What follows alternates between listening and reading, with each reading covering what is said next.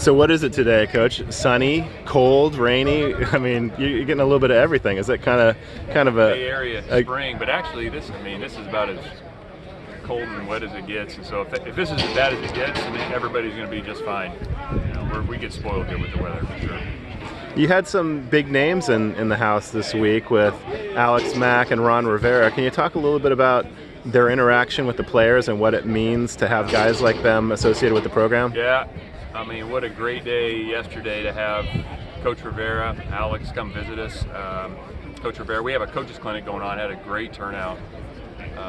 Local coaches and even guys from Southern California visiting. And Coach Rivera was here all day and talked to the team yesterday morning, which was fantastic, and spent time here at practice, spent time with us as coaches, and then talked to the high school coaches last night. But really just amazing guy, as you all know.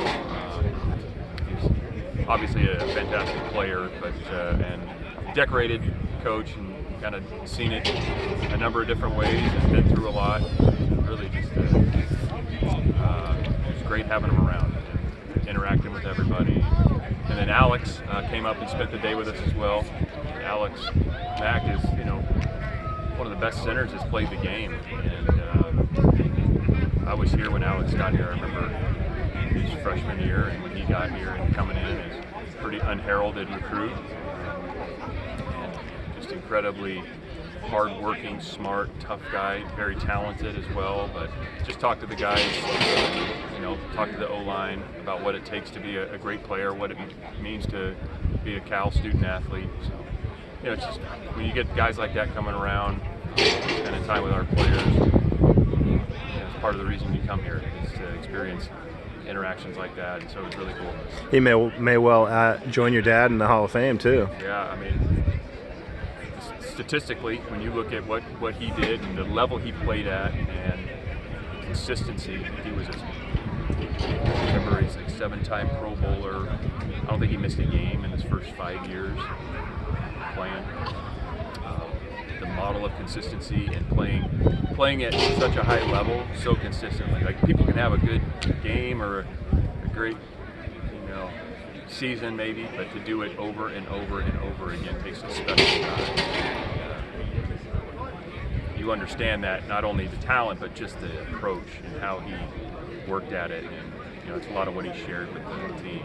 Do you have a sense for how the players soaked up this time with those guys? Well, I think it'd be great for you to ask them that. I mean, they are all eyes and ears when those guys are talking, and so again, to have them come around, it means a lot to the program.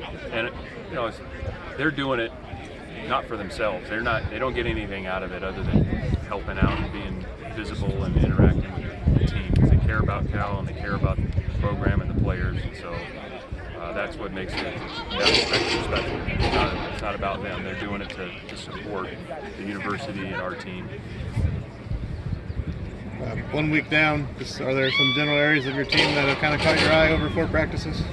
Well, I mean, you really got to go through each group and talk about the growth that's been made, which you expect. You need to have significant growth after 1 week.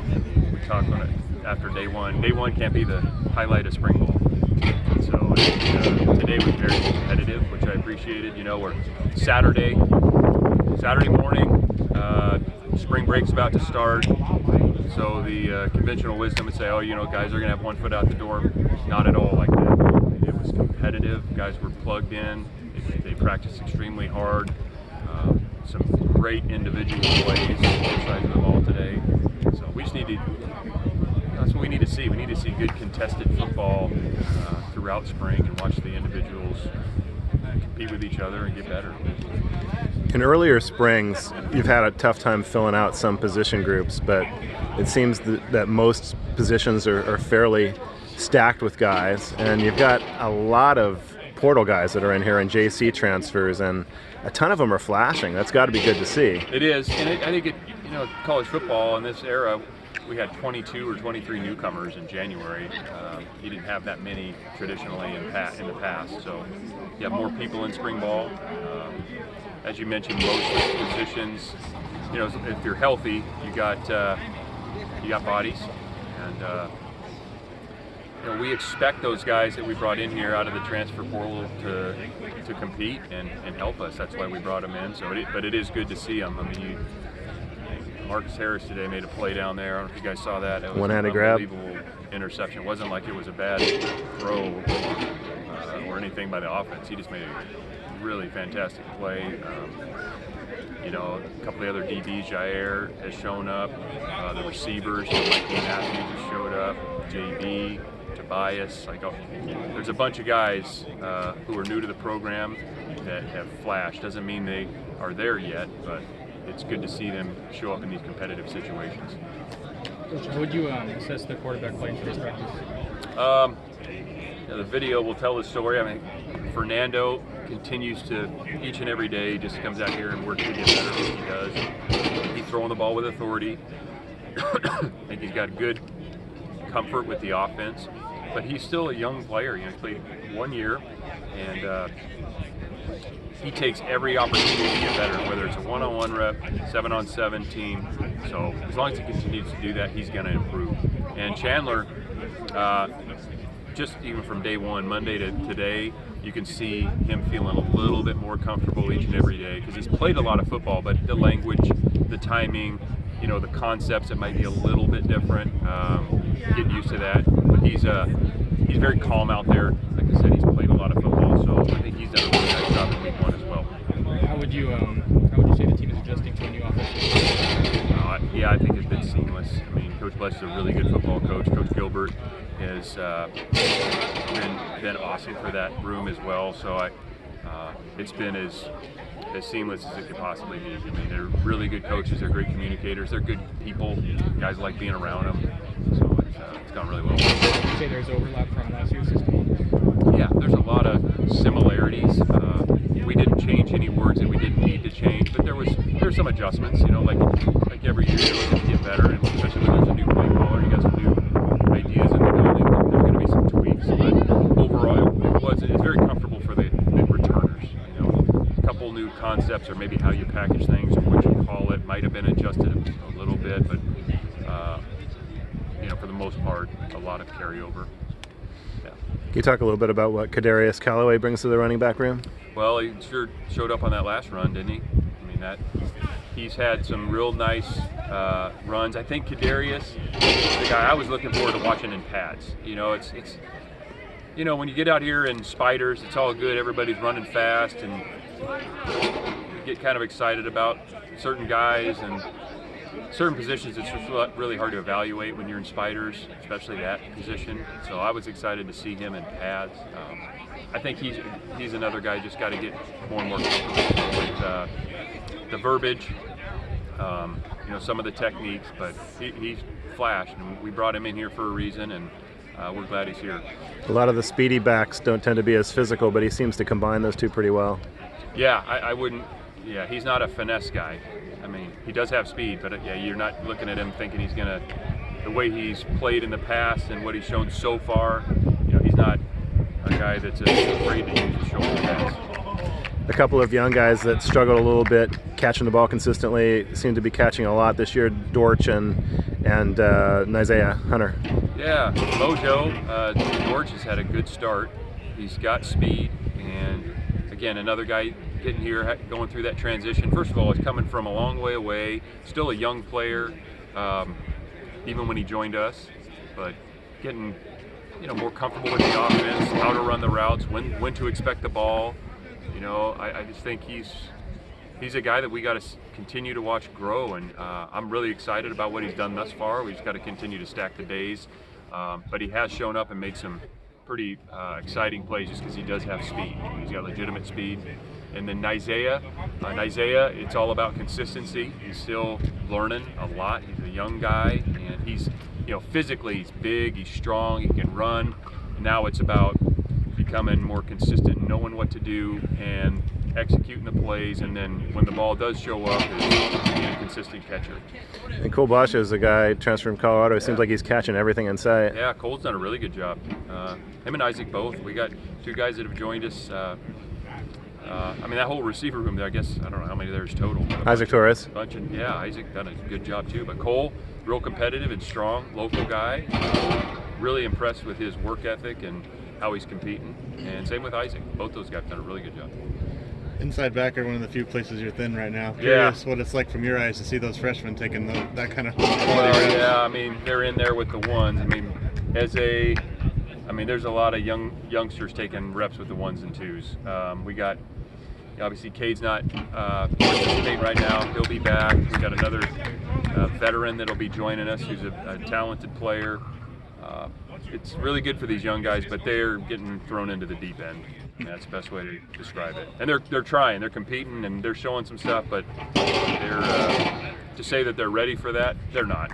But they're learning on the move, which we need them to do because we need them out. We need inside linebackers to practice.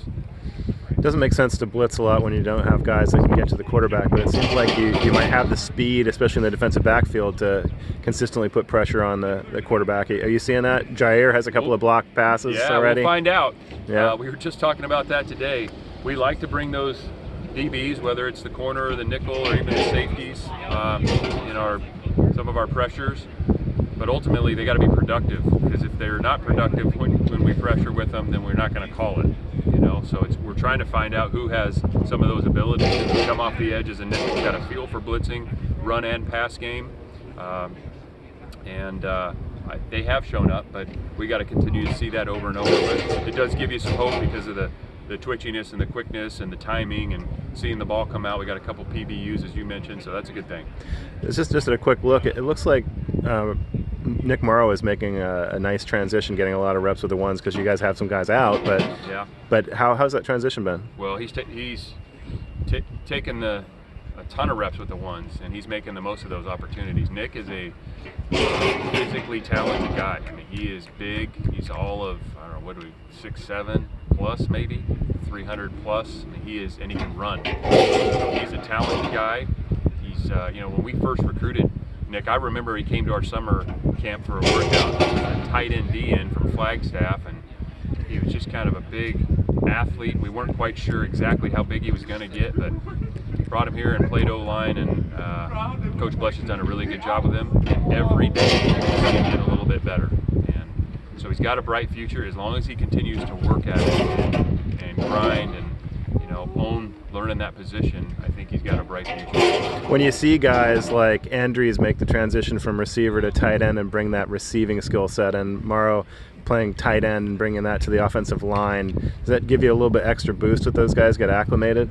Well, I would say, yeah, when you're moving from a skill position to a bigger skill or a line position, the athleticism is the thing that you'd hope shows up, and I think that's true for both of those. For Jack to play tight end, he's got the receiving skills, and he's also a really competitive guy, and he'll stick his face in there and block. And Nick, from being a tight end DN and playing tackle, he's got the toughness for it. He just needs to learn how to play, and he's each and every day, like I said, working with Coach Blesh, you see the growth. And he's still a young guy, but he's got things you just can't coach. I mean, it's hard to coach somebody to be 6'7", 310 and be able to run. I don't know what drills you do for that. Yeah. So we're really excited about that, and his transition, we just need to keep working at it. Having guys with good feet and good speed playing on the edge, does that open up the outside running game for you more? Yeah, you just said it. Size, agility, strength, and speed, as many of those traits as you can get, the better off you are, because then you can run a lot of things. It really opens it up. The reality is there's just only so many people walking the earth that can do that. And so we're trying to train these guys, and they're doing a heck of a job. Coach Blesh has done a fantastic job since he's been here with them, and I think that'll give us some flexibility if we continue to grow in that room. That's good.